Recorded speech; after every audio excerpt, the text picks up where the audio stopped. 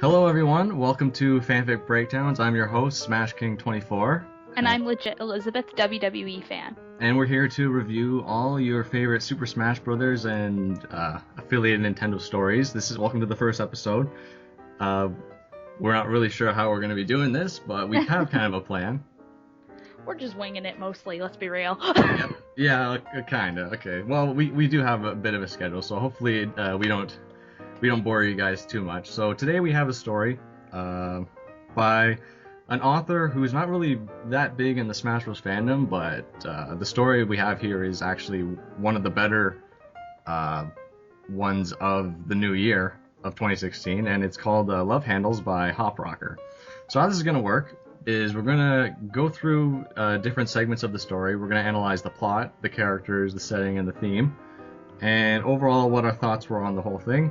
So without further ado, let's go on. So this is Love Handles, and in a nutshell, it's a story about two characters, Wario and WII Trainer, who have a bit of a relationship that's one-sided. So the story goes, WII Trainer is in love with Wario, and she's afraid to tell the others, all of her friends, because she's afraid how they'll react, because Wario is like this, this obese, lazy, always gonna want to eat stuff fellow, while she's all about being healthy and athletic. And girls are the worst. Girls are the worst. Exactly. So she invites him to the Super Smash Brothers ball, not the brawl, the ball. You have this ball, and she loves him because she loves him so much. But her friends suspect that she's doing this because she wants to change him. She wants to make him like a health freak like she is. But in actuality, she just likes him because of the way he is. And I couldn't get over this description of the summary when I'm like, oh my gosh, like she just likes him for who he is, and he just doesn't even care. He just does what he wants. There's this there's this part of the story in the first chapter. Like the story's pretty short. It's only 3 chapters long, about less than 8,000 words. Yeah. There's like a flashback where WII Trainer is running on the track with Wario, and she's teaching him how to like be healthy, and he just doesn't even care. He's like, no, I want to go eat food, and but she's not taken aback at all. She just thinks, she's like, oh, he's so dreamy, with the way like, I don't understand, like, I could never go for a guy like that, so I don't understand how someone who is such a big health freak could go for Wario. Like, that's what makes it funny for me, though, because like what's a typical pairing in the Super Smash Brothers community? It's like, oh, the anime characters, Fire Emblem, Link and Zelda. No, this is WII Trainer. Yeah, this is about as crack as it gets. Yeah, WII Trainer and Wario, 2 characters who we wouldn't even never think to see together until they were put into the game. And it's funny because WII Trainer is not really a popular character that's written about in the first place, and the author actually nods to this by saying things like, she's always got these lifeless eyes, like she's a statue or robot, which is how she's portrayed in her own game, like emotionless, but she has these overflowing emotions for Wario. And yeah, Wario just doesn't even care. Yeah, Wario doesn't really get written up that much either, except mainly as like a villain, or like a small villain, or just a side character. So it's nice to see him in like a main character role, to be fair. Yeah, I agree. So that actually brings us over to the characters in this story. So I have here that the main characters, obviously we got WII Trainer and Wario, but we also have the notable characters for me were also Waluigi, Princess Peach, Villager, and Jigglypuff. Now, the latter 2, Villager and Jigglypuff, they don't really play a big part in the story, but they're more just for comedic relief. But they were really funny, and Waluigi and Peach as well. They were supporting more, just the whole story is a comedy. Like it's a romantic comedy. Like, calling it a romantic comedy is kind of a loose, though, since it's really, like, even the author says this is just a crack fic. I don't know why you guys like it so much, but she obviously hasn't spent a lot of time in the Smash Bros. Fandom, though, to see, because I honestly think that this is one of the better written stories. I do have an unpopular opinion about one of those characters, though. Okay, well, we'll go through. So we already established WII Trainer and Wario, and how WII is just, she's like a health nut. She loves Wario for who he is. She doesn't want to change him. Wario is kind of indifferent. He's just wants to do what he wants. He doesn't care what people think. and that's what she likes about him. He doesn't even care that that she likes him though. He just does whatever. So then we go over to Princess Peach, who's kind of the next character we see, and it's typical in the fandom for people to portray Peach as a girly girl, wannabe, like gossipy. She has to be in the know of everything, which to me honestly is not the way I think she should be portrayed, but I think that's just the vibe a lot of people get from her character. I feel like she should be more kind of like nicer. Like nicer, but also trolly in a way. Like she like conniving. I don't know if conniving is the right word. I don't know, it's hard for me, but not like she likes her heart, she likes her flowers, keep the girl thing, but the whole wanting to know the gossip, I feel like she doesn't do it because she wants to know, but just more like because she'd rather just use it to her own advantage in a way. I don't know if I'm wording it properly. Yeah, I don't feel like she like wants to be gossipy to like help people. I feel like maybe a part of her wants to be helpful, but I think another part of her just wants to be a bit of a shit disturber. Yeah, I think so too, honestly. That's kind of the Peach I like, and she does that in this story where in the first chapter they're all guessing, like, you know, who's the Wii Fit trainer going to the ball with, who's it going to be, and then they're going through the names of every Smasher in the mansion, you know. And can I just say that whole scene with all the female Smashers gossiping, girls do not always do that and I know this because I'm a girl and I have had sleepovers, not in years, but I have, and we don't do that, so sorry to disappoint you gentlemen. This is another thing that I've seen before that people do, is they put when there's multiple girls together, when they're doing like a sleepover or something, there's always some kind of gossip going on, and maybe it's stereotypical, I really don't know. But I thought it was funny, honestly. That whole part where they were talking and trying to decipher which of the characters Wii Fit Trainer was going with, I thought was hilarious. And it's cool because the author includes so many references to so many of the characters, not just the ones that we mentioned. Like almost every character. In the game. And I like that there's a lot. Maybe it's because I'm so happy that there's more female characters in Smash 4 as opposed to Brawl, but like seeing so many of them like in that scene was so nice. And I don't know, maybe again, I'm a girl, so I kind of go for the female characters and I'm more interested in them, but I really like that scene. But yeah, the whole gossiping thing, that's BS. And I know that's because usually we're just like, do you have any food? Yes. Want to play some video games? Okay, sure. Wow. I never would have guessed, honestly. Yeah. So the Villager and Jigglypuff, other two characters that kind of stood out to me, they were also in on that part, but they were kind of just there for fun. Like Villager, I mean, she takes on it's the female Villager, the one with the pink hair. She takes on the meme Villager, the one that everyone's like, oh, you know, she's secretly a killer with an axe. Like, to me, that's so overused, but it's like the author plays it off funny. I don't know. It kind of just works in the scene because there's a few characters in the room and she just kind of stands out. And Jigglypuff for me just takes the cake because I think of every time she talks, she's just this sassy little pink puffball, and she. Like, the way she says things, she sounds to me just like that freaking character from Adventure Time, the Lumpy Space Princess, who sounds like a man when she talks, you know, with a low voice, but she's actually a woman, you know. To me, it's just so funny. And then she's talking about, like, oh, I'm not going out with that Kirby, I'm with Meta Knight, he's so edgy and cool, I love him, you know. Well, girls like the bad boys, so yeah, exactly. It kind of makes sense. But I feel like Jigglypuff, I know maybe I'm being picky, and I know Jigglypuff's technically a Pokemon and doesn't normally talk, but I feel like it was almost kind of weird for me to see her talking.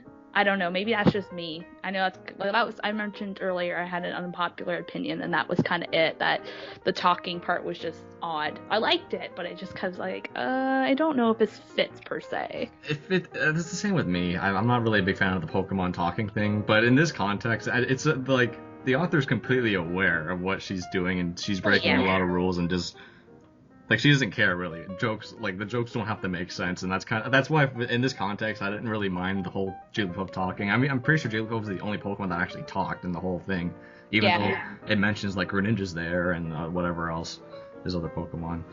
But yeah, no, I think all of Wii Fit Trainer's friends, they kind of blend together very nicely in establishing this. You know, it actually feels like they're her real friends, you know, which I think is really cool. And then the last character we have is Waluigi, who doesn't really come into play until halfway through the story. Yeah, He I thought basically, I thought his pot. I can't talk. I thought that his presence, if you will, was really good, and it made sense. If he hadn't shown up, I'd been like, where was he? Why didn't he show up? oh yeah, exactly. He kind of acts as Wario's wingman. Yeah. Story, but he's like, there's the stupid memes like, wah, you know, like he does that so many times in the stupid story, and it always gets me. I don't know. I'm a sucker for stupid stuff like that. But he basically encourages Wario. He like Wario. They show up to the ball, and Wario like he doesn't really care that Wii Fit Trainer's not there, and then Waluigi talks some sense into him, and he actually does something pretty good for Wario, which is not something you really expect from Waluigi. You know, you think Waluigi's just this bad guy who doesn't even care just as much, but Wario and Waluigi in the story kind of have stronger personalities than the way they're portrayed in their original games, which I think is pretty big. Mm-hmm. Their friendship's definitely very clear, but I guess that makes sense because they're basically like partners in crime when you really think about it. Oh yeah, totally. Like, and I mean, it's cool to see a story with Waluigi because he's not a real character, you know. He's this trophy or whatever you want to call it. Like, he's like a supporting character in most stories because he's not a mainstay character in the Smash Bros. Game. Yeah. Poor thing. Yeah. Anyways, so those were pretty much the main characters that kind of had an impression on me. We can move on to the setting, and there's really not much to talk about with the setting though, because it takes place in the typical Super Smash Bros. Mansion. And for those who aren't already aware, the Smash Mansion is kind of the accepted, I don't even know if that's the right word for it. Sure. Accepted setting where most Super Smash Bros. Story takes place, where you have this giant mansion, think Luigi's mansion, but like freaking ginormous with everything. And not haunted. And not haunted, yeah. Not haunted, everything you could ever want in a mansion, swimming pools, arcades, whatever. Everyone in the whole game lives there, from Mario to Ganondorf, everybody. That doesn't, villain, good or evil, everyone lives there. Everyone doesn't really get along, it's chaos, it's Smash Bros. And Master Hand and Crazy Hand are kind of their bosses, I guess. Caretakers, bosses that run the tournaments that go on. I don't know. Like it really doesn't make sense, but people just roll with it because it establishes the characters and settings in a way that the readers already kind of are familiar with it, so they don't need to really talk about it much. Yeah. So nothing really new to see here. But whatever. I won't put it against her for using it. I use it, and I'm sure you have too. Yeah, I've used it loads of times. Honestly, it's the only one that really makes sense to me, even though it really doesn't make sense. But then again, this is a game where Ganondorf can get his crap kicked by, like, Jigglypuff, you know? Like, it's not supposed to make sense. Yeah. And as for the theme, I have here that the main themes were Crack Ship, well, that's a given, and unconditional love. So the unconditional love of Wii Fit Trainer loving Wario despite the fact that he doesn't care and he doesn't care about himself or her. Like, he's just an unhealthy guy and he does what he wants, but she likes him for being able to express himself like that. So and on the same topic, it's also acceptance and like accepting, not just accepting like who you love, but also like your friends accepting like who you love, if that makes sense. Oh yeah, totally. So even though the author said, like, I'm just kind of doing this for whatever, she was able to fit some kind of moral in there as well. And the moral makes sense, honestly. I think it was, given the length of the story, it was kind of just a nice read overall. Mm-hmm. And yeah, so that's pretty much all I have right now. Well, all I've got written down. If you have anything else to add? Really, I kind of focused a lot on and this is probably a bad thing to admit, but like the plot was good and you've hit the nail on the head with so much, but I kind of focused a lot on things like the grammar and the writing structure, because those are things that I really like noticed the first thing. I could read something that's super interesting, but if it's not structured right, I'm like, Jesus Christ, this is so messed up.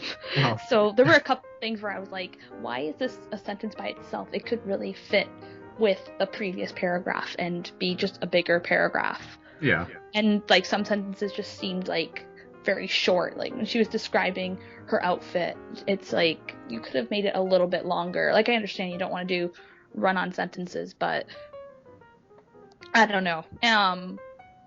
You know what I mean? Does that make any sense? Or am Yeah, I just... I know what you're saying. Yeah, like this, the story, the writing in the story isn't amazing. It's not. It's really not. Everything is kind of just flat out told. Like everything's told. Yeah. There's really no. You don't really need to use your imagination that much. Everything is just flat out. This is this. This is how he feels. This is how she feels, and they want to do it. But I think that's kind of what the author was going for in the first place, because the story isn't really that long.